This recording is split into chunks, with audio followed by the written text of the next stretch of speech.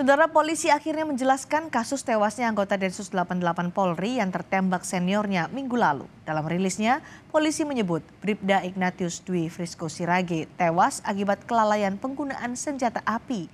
Dua anggota Densus Polri saat ini dijadikan tersangka.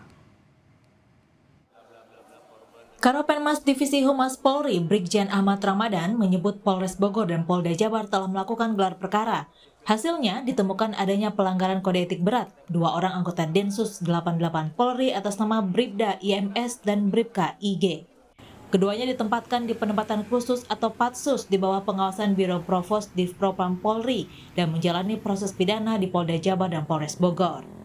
Terduga pelanggar atas nama Bribda IM dan Bribka IG melakukan pelanggaran kode etik kategori berat dan dilaksanakan patsus atau penempatan khusus di ruang sel patsus Biro Propos di Propam Polri serta proses penyidikan tindak pidana oleh Polres Bogor Polda Jawa Barat tetap dilaksanakan. Kapolres Bogor menjelaskan penyebab kematian Bribda Ignatius karena tertembak di leher bagian belakang, tepatnya di dekat telinga kanan korban. Korban dinyatakan tewas saat perjalanan ke Rumah Sakit Polri Kramat Jati. Saat ini, dua anggota Densus 88 Polri jadi tersangka dan sejumlah barang bukti ikut disita dari lokasi kejadian di Rusun Polri Gunung Putri.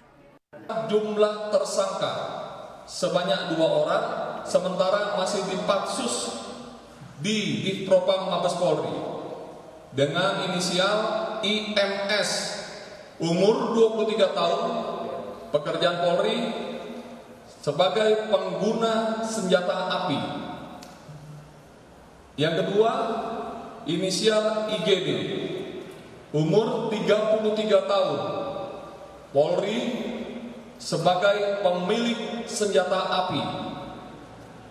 Pasal yang kami terapkan yaitu untuk tersangka IMS, pasal 338 dan atau 359 KUHP dan atau Undang-Undang Darurat Nomor 12 Tahun 1951. Serta untuk tersangka IGD pasal 338 Junto 56 dan atau 359 Junto 56 KUHP dan atau Undang-Undang Darurat Nomor 12 Tahun 1951. Kuasa hukum keluarga Bribda Ignatius Dwi Frisco Sirage memastikan akan terus mengawal kasus ini diusut tuntas. Ketua Tim Hukum Keluarga Korban, Jalani Kristo, meminta kasus ini diungkap secara terbuka karena pihak keluarga menilai ada kejanggalan dari tewasnya Ignatius.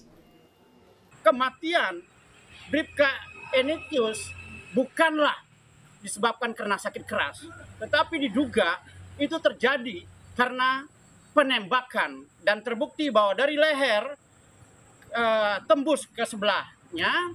Oleh sebab itu, kami sebagai ketua tim hukum dari pihak keluarga minta kasus ini diungkap dan terbuka, jangan ada ditutupi.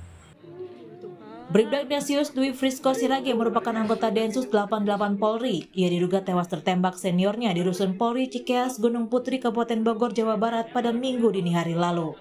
Dua seniornya yang kini berstatus sebagai tersangka dikenakan pasal terkait penggunaan senjata api dan kelalaian dengan ancaman hukuman mati atau seumur hidup. Tim Liputan Kompas TV. Bagaimana keluarga melihat penetapan tersangka dua senior Ignatius? Kami bahas bersama Jalani Kristo, Ketua Tim Kuasa Hukum Keluarga Korban langsung dari Pontianak, Kalimantan Barat. Pak Jalani, jadi sudah ditetapkan ini dua senior korban, Bribda IDF sebagai tersangka dan kemudian sudah dipatsuskan. Apa komentar keluarga soal ini? Ya, selamat malam Bu Sandy. Ya, komentar kami bahwa ya kami masih kurang puas dengan apa yang dilakukan karena keterangan dari awal sejak dipanggilnya diminta orang tua datang ke Jakarta, sudah satu-satu keganjalan yang terjadi bahwa korban adalah mengalami sakit keras, itu yang pertama. Dan kedua, ada informasi yang kedua adalah kecelakaan. Mana yang sebenarnya begitu? Kenapa tidak ada keterbukaan itu? Oke, tidak ada keterbukaan. Tapi kan sudah ada 2 orang yang dijadikan tersangka dalam kasus disebut oleh polisi adalah kelalaian. Ya. Baik, kalau bicara kelalaian, informasi yang kita dapatkan, dengarkan dari berita di media, sempi itu ada di tas.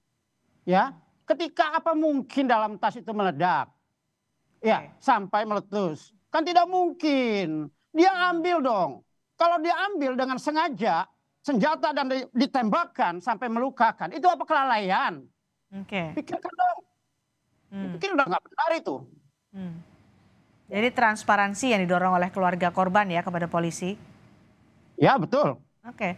Korban juga sempat bercerita ke ayahnya, Pak Jelani, ada sempat cekcok soal penjualan senjata api. Apakah ini dengan orang yang sama yang kini jadi tersangka dan dipatsuskan itu? Jadi begini, ketika dibilang cekcok, kami kan tidak langsung serta-merta percaya begitu dong. Ya, harus diselidiki dulu. Ya. Kami akan kumpulkan, tim hukum akan kumpulkan keterangan-keterangan yang lain dan bukti-bukti yang lain, gitu ya. Kami tidak cepat mengambil kesimpulan. Kami berpikir dulu dalam mengambil satu tindakan, bukan bertindak dulu baru mengambil tindakan yang lain, begitu. Tapi apa yang diceritakan oleh korban Bribda Ignatius ke ayahnya? Ada cekcok penjualan senjata api. Apa yang diceritakan soal itu dan siapa-siapa ia terlibat dengan cekcok itu yang diceritakan kepada ayahnya ya? Ya, pada waktu itu kan beliau itu kan saya tidak pernah dengar waktu saya sampai ke rumah duka waktu itu bahwa ada cekcok, itu tidak ada begitu ya. Mungkin ada informasi yang dari lain yang belum ya kita tahu kebenarannya begitu. Ayahnya juga tidak cerita soal itu, ayah korban? Ya, waktu itu kan mungkin orang tua korban ini dengar dari orang lain. Apakah dengar langsung dari korban enggak? Belum pasti itu ya. Ya, oleh sebab itu belum sesuatu yang belum pasti. Karena 2 hari atau 1 hari sebelumnya tidak ada pernah telepon bahwa ada cekcok dan sebagainya. Telepon baik-baik dan tidak ada masalah. Kok apakah setelah orang meninggal ada terjadi cekcok? Harus diselidiki dulu dong. Jadi kabar soal cekcok penjualan senjata api ini tidak didengar langsung ayah korban dari Bribda Ignatius ya? Ya, nanti kami akan selidiki dulu ya, begitu. Oke, dan termasuk orang-orang yang katanya terlibat cekcok soal penjualan api dengan Bribda Ignatius ini, apakah orang-orang yang sama yang saya jadi tersangka? Itu juga belum bisa dipastikan oleh keluarga. Ya, jadi nanti kami tim hukum ya akan membuat satu pertemuan, begitu ya. Ya, yang paling utamakan adalah bagaimana korban itu bisa sampai di kampung halamannya, bisa dimakamkan itu terlebih dahulu. Begitu ya. Setelah itu barulah pengacara ini mengambil tindakan hukum seperti apa begitu ya, sambil kami mengumpulkan bukti-bukti data-data yang lain. Saya pikir itu yang lebih bagus begitu. Baik. Dengan keinginan keluarga menuntut bahwa kasus ini terbuka, transparan dan diusut tuntas, apa yang kemudian akan dilakukan? Apa koordinasi yang dilakukan juga dari pihak keluarga dan pengacara untuk mendorong ini supaya transparan? Ya, jadi begini, setelah nanti saya akan mungkin hari Selasa kembali ke Jakarta dan kami akan berkoordinasi dengan tim hukum kami. Yang pertama LBH Mandau Borneo Keadilan, yang kedua Hotman 911 dan yang ketiga Aliansi Advokat Borneo Bersatu. Kami akan diskusikan dulu langkah hukum apa yang akan kami ambil. Oke. Termasuk bukti-bukti tadi katanya ada cekcok, ada soal hal-hal yang diceritakan kepada orang tua juga akan menjadi bukti yang dikumpulkan ya oleh pihak keluarga. Betul, apakah itu benar atau tidak harus diselidiki dulu begitu ya. Kami tidak cepat sampaikan itu. Baik, terima kasih Pak Jelani Christo sudah berbagi informasi bersama kami di Sapa Indonesia malam hari ini.